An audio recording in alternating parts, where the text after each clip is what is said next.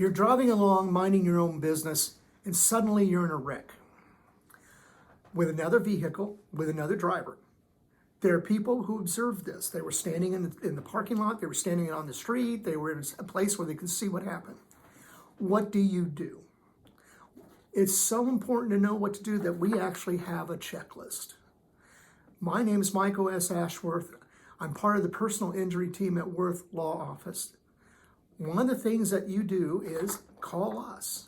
But here's the checklist that you should keep for yourself. Put it in your glove box. Keep it there. That if you're ever in an accident, do these things. Do not miss any of them. Number one on our list that we use is stay at the scene. Do not leave the scene. Don't try to leave the scene. Don't make it look like you may be leaving the scene. Leaving the scene of an accident, property damage, or personal injury is a crime. If the other person attempts to leave the scene, then they are eligible or could be prosecuted for a crime. Next thing you do, as soon as you've been in the accident and stay at the scene, call for help.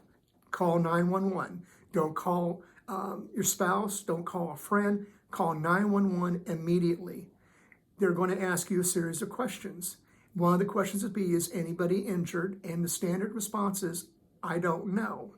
Because, as many of you know who have been in an accident, or if you played sports, things like that, when the body sustains trauma, it doesn't always wake up and notice it until a day or two later. So you may think you're not hurt, but you don't really know. So call for help, 911, gather information. In other words, get the information from the other driver, insurance, driver's license, things like that, their names. Try to get the names of any of the watchers, anybody who oversaw or happened to see the accident or even heard the accident. Sometimes what people hear is more important than what they see. We call that an ear witness. They may not have seen the actual cars collide, but they heard the sound of brakes or horns, or they could hear the crashing of metal, but they didn't see it. But they're still potentially very important witnesses. Report the accident to the police officers when they get there. Normally what they'll do is they'll talk to one driver separately from the other driver. Be factual, tell them everything you know and recollect, and if they ask you again if you're injured, say, I don't know, because you don't know that yet. If you do hurt somewhere, be able to detail for them, my neck's hurting, my back's hurting, I hit my knee, I hit my head, things of that type. It's very, very important that you do that. The next is seek medical attention. Now, this is one that gets a lot of folks in trouble. I've got a case right now with a girl. She's a student in Tahlequah College, and she was in an accident. And she, was a little dizzy for a while and all that.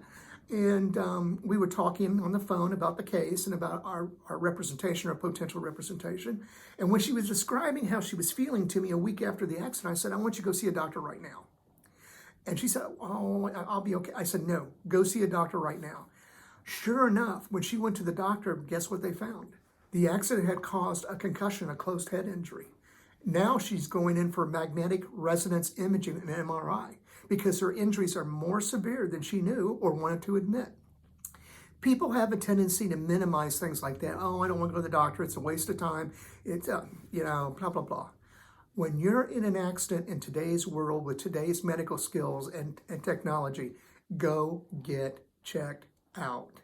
The next thing you do after all those on your checklist is call us. Call me, Michael S. Ashworth, at TulsaPersonalInjuryLawyer.pro so we can help you walk you through this process.